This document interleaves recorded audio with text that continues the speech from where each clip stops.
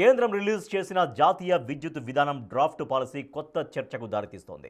Current ఉత్పత్తి దగ్గర నుంచి వినియోగదారులకు చేరే వరకు మధ్యలో ఏమేం చేయాలి, జరగాల్సింది ఏంటి, మారాల్సింది ఏంటి, ఫ్యూచర్లో బొగ్గు తగ్గితే చేయాల్సిందేంటి, వ్యవసాయం గృహ అవసరాల కోసం ఇస్తున్న సబ్సిడీల కథ ఎలా ఉండబోతోంది, పవర్ బిల్స్ ఏటా పెరుగుతాయా, వ్యవసాయ బోర్లకు సోలార్ పెట్టుకోవాల్సిందేనా, ఇలాంటి డౌట్లెన్నో తెరపైకి వస్తున్నాయి. ఇందులో ఏవి వర్కౌట్ అవుతాయి, ఏవి కావు, అన్నిటినీ ఇప్పుడు డీకోడ్ చేద్దాం.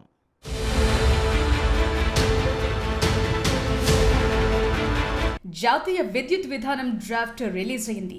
30 రోజులు దీనిపై జనంలో చర్చకు పెట్టారు. మార్పులు చేర్పులు అభ్యంతరాలేంటో స్వీకరిస్తారు. అయితే మనం చెప్పిన మార్పులు చేస్తారా? కేంద్రం అనుకున్నదే చేసేస్తుందా? కేంద్రం చెప్తే రాష్ట్రాలు వింటాయా? పవర్ పాలసీపై సమూల మార్పులు రాబోతున్నాయా అన్న చర్చ అయితే జోరుగా సాగుతోంది.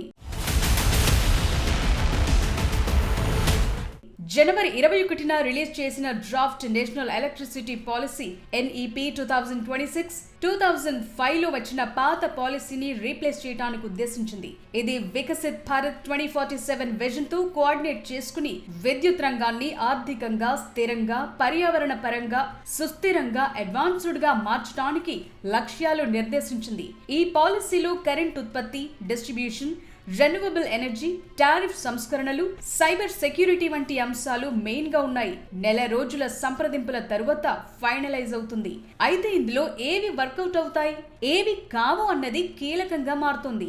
లక్ష్యాలు బాగా సెట్ చేశాం, పాలసీ తెచ్చాం, పాటించాల్సిందే అంటే కుదిరే పరిస్థితి లేదు. ఎందుకంటే నిర్ణయాలు జాతీయ స్థాయిలో జరిగిన రాష్ట్రాలు వాటిని ఫాలో అవ్వాలి, పాటించాలి. కరెంట్ అన్నది ఉమ్మడి జాబితాలో ఉన్న విషయం. కేంద్రం విధానాలు రూపొందించిన రాష్ట్రాల సహకారం చాలా అవసరం. అది లేకపోతే ఈ విధానంలో కొన్ని విషయాల్లో ముందడుగు పడదు.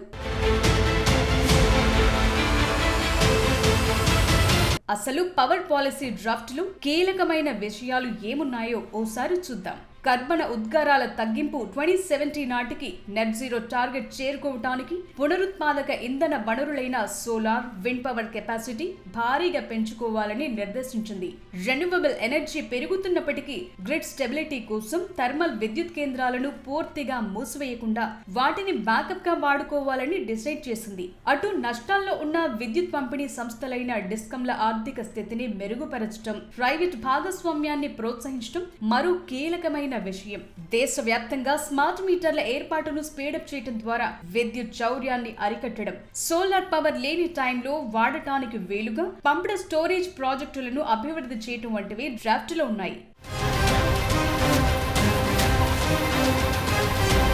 ఇక ఈ డ్రాఫ్ట్ పాలసీతో డైరెక్ట్ గా సాధారణ ప్రజలకు కనెక్ట్ అయ్యే విషయాలను ఓసారి చూద్దాం. పవర్ లైన్ల నిర్మాణంలో భూములు కోల్పోయే వారికి పరిహారాన్ని ఇచ్చే సిస్టమ్ ను రాష్ట్రాలు ఏర్పాటు చేసుకోవాలన్నది ఒక పాయింట్. ఇక 2030 కల్లా రాష్ట్ర ప్రభుత్వాలు ప్రతి వ్యవసాయ బోర్కు, వాటికి సరఫరా చేసే విద్యుత్ ఫీడర్ కు సోలార్ పవర్ ఏర్పాటు చేయాల్సిందే అని NEP లో మెన్షన్ చేశారు. దీంతో వ్యవసాయానికి ఫ్రీగా కరెంటు రాయితీల భారం తగ్గుతుందన్నది ముసాయిదాలో ఉంది.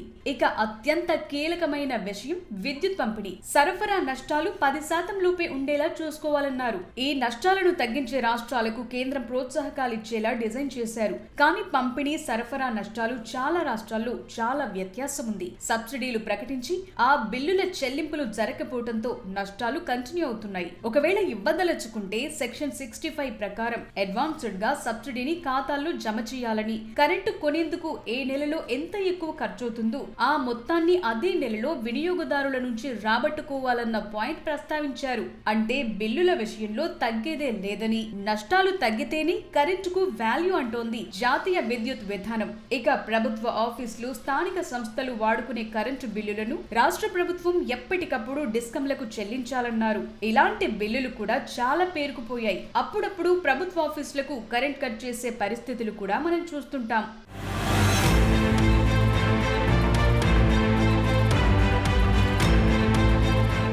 ఇక ప్రతి ఆర్థిక సంవత్సరంలో మొదటి కరెంట్ ఛార్జీల సవరణ ఉత్తర్వులను ఈఆర్సీ జారీ చేయాలని, ఒకవేళ ఈ ఉత్తర్వులను ఈఆర్సీ జారీ చేయకుండా డిస్కంలకు పెరిగే అదనపు కరెంటు కొనే ఖర్చును నెలవారీ బిల్లుల్లో చేర్చి ప్రజల నుంచి వసూలు చేసుకోవచ్చని డ్రాఫ్టులు పెట్టారు. దీంతో ఛార్జీల ఆటోమేటిక్ సవరణ విధానం అమల్లోకి వస్తుందన్నమాట.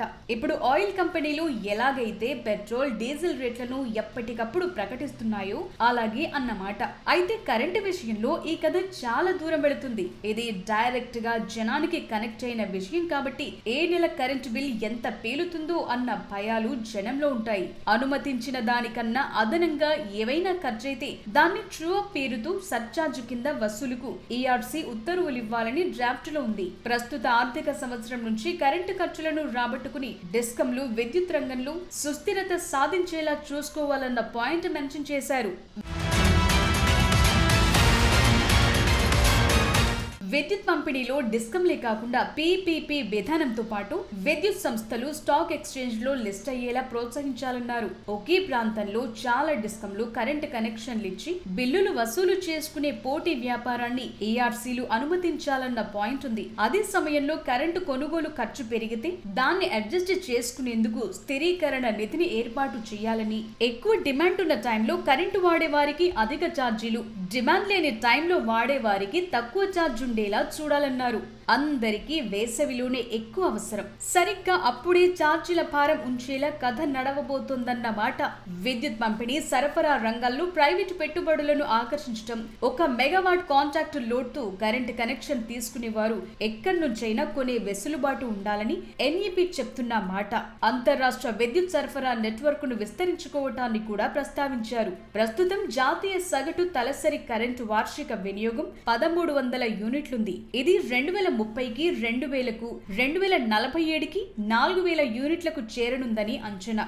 తెలంగాణలో ఇప్పటికీ ఇది 2000 యూనిట్లు దాటిందని రాష్ట్ర డిస్కంలు చెప్తున్నాయి. సో కథ చూస్తే చాలా పెద్దదిగానే ఉంది. ఇందులో అమలయ్యేవి ఎన్ని, పక్కకు వెళ్లేవి ఎన్ని అన్న చర్చ జరుగుతోంది.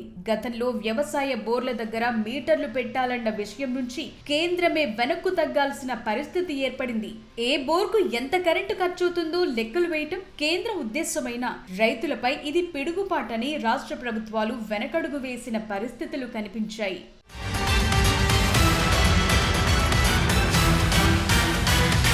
డిస్కంల నష్టాలు తగ్గాలి, వ్యవసాయ బోర్లకు సోలార్ పవరే ఇవ్వాలి, కరెంటు కొనుగోలు రేటు పెరిగితే బిల్లులు పెంచాలి, జనం నుంచే వసూలు చేయాలి, క్రాస్ సబ్సిడీలకు చెక్ పెట్టాలి, క్రమశిక్షణ పాటించాలి, పెండింగ్ బిల్లులను డిస్కంలకు ఎప్పటికప్పుడు సబ్సిడీ ఇచ్చిన రాష్ట్రాలు క్లియర్ చేయాలి, దేశాన్ని పవర్ఫుల్గా నిలబెట్టాలి.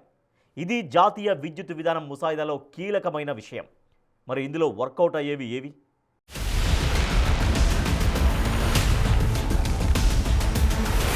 కరెంట్ ఇస్తున్నాం, రూపాయి రాక రూపాయి పోక, ఈ లెక్కలన్నీ చూసుకోవాలి. డిస్కములు లాభాల్లో ఉండాలి, అవసరమైన సేవలను అందించాలి. ఎటు తిరిగి లెక్కంతా బిల్లుల దగ్గరికే వస్తోంది.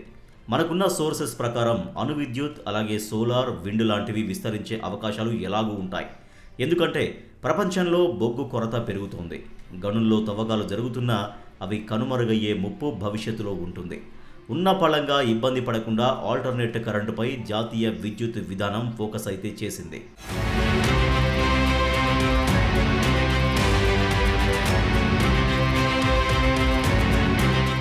మ్యాటర్ ఏంటంటే జనానికి అందిస్తున్న కరెంటుకు లెక్కలు ఖచ్చితంగా చూసుకోవాలన్న రూల్స్ పెరుగుతున్నాయి. ప్రతి యూనిట్కు లెక్క పక్కాగా ఉండేలా చూసుకోవడం, పెట్టిన పెట్టుబడి తిరిగి రాబట్టుకోవడం టార్గెట్గా ముసాయిదా రూల్స్ ఉన్నాయన్న చర్చ జరుగుతోంది. ఎన్ఈపీ 2026 భారత విద్యుత్ రంగాన్ని ఆధునీకరించడానికి బలమైన ఫ్రేమ్వర్క్ అందించేలా ఉన్నప్పటికీ అమలు రాష్ట్రాల సహకారం మీద ఆధారపడి ఉందన్న వాదన ఉంది. ఈ డ్రాఫ్ట్లో కొన్ని కేంద్ర పరిధిలోనే పనులు జరిగిపోతాయి. వాటికి ఎవరి నుంచి ఎలాంటి అభ్యంతరం ఉండదు. ఉదాహరణకు ఇండియా 2030 నాటికి 500 గిగావాట్ రెన్యూవబుల్ ఎనర్జీ సాధించే లక్ష్యాన్ని పెట్టుకుంది. ఇప్పటికే 150 గిగావాట్ల ఉత్పత్తి లక్ష్యానికి చేరింది. PM Surya Ghar scheme, green hydrogen mission వంటివి ఈ లక్ష్యానికి సపోర్టుగా నిలుస్తున్నాయి. దీనికి ఆబ్జెక్షన్ ఉండదు. బొగ్గు ఏదో ఒక రోజు అయిపోవడం ఖాయం కాబట్టి తాజా ఎన్ఈపీలో న్యూక్లియర్ పవర్ ఎక్స్పాన్షన్ మెన్షన్ చేశారు. ప్రస్తుతం 8 గిగావాట్ల నుంచి 100 గిగావాట్లకు పెంచుకోవాలనుకుంటున్నారు. ప్రైవేటు సెక్టార్ ఇన్వాల్వ్మెంట్ ప్లాన్లు కూడా నడుస్తున్నాయి. ఇందులో కొంత భద్రతా సమస్యలుంటాయి. ఇప్పటికే ఉన్న థర్మల్ విద్యుత్ కేంద్రాల్లో ఆధునీకరణ అంటే చాలా వ్యయ ప్రయాసలవుతాయి. అవి అటు తిరిగి ఇటు తిరిగి భారం జనం నెత్తినబడే ఛాన్స్ ఉంది.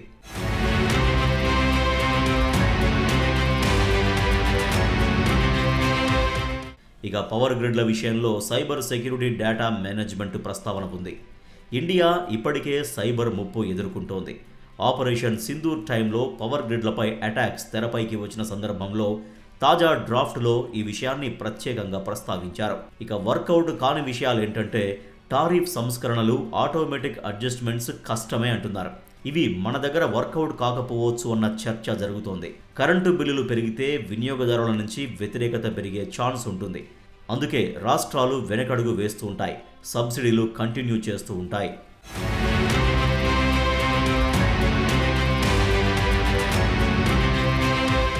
టెలికాం రంగంలో లాగా డిస్కమ్లకు ఇతర పంపిణీ సంస్థలు, ప్రైవేటు ఆపరేటర్ల నుంచి పోటీ లేదు.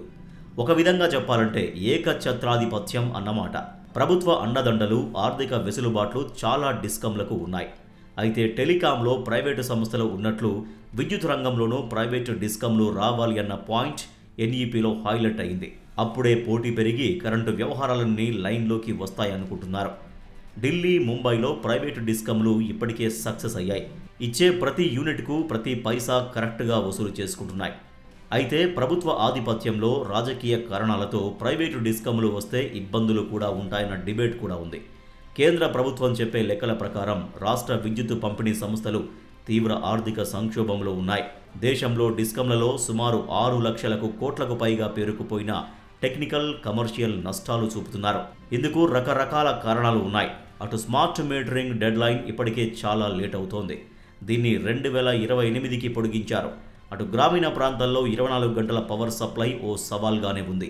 ఎందుకంటే అక్కడ నష్టాలు ఎక్కువ ఉంటాయన్న ఉద్దేశంలో కంపెనీలు ఉంటాయి.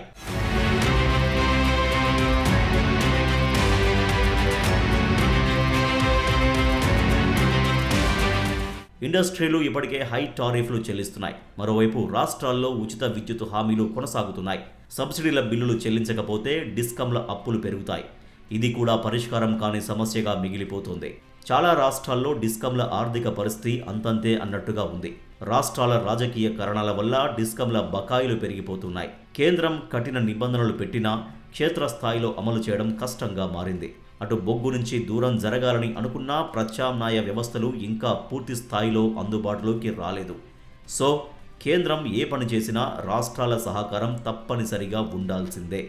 ఎందుకంటే విద్యుత్ అనేది కేంద్ర రాష్ట్రాల మధ్య ఉమ్మడి జాబితాలో ఉంది. కేంద్రం విధానాలు రూపొందించిన రాష్ట్రాలు వాటిని వ్యతిరేకించే అవకాశం ఉంది. ప్రైవేటీకరణ అంటే మరింత వ్యతిరేకత తలెత్తే ఛాన్స్ ఉంటుంది.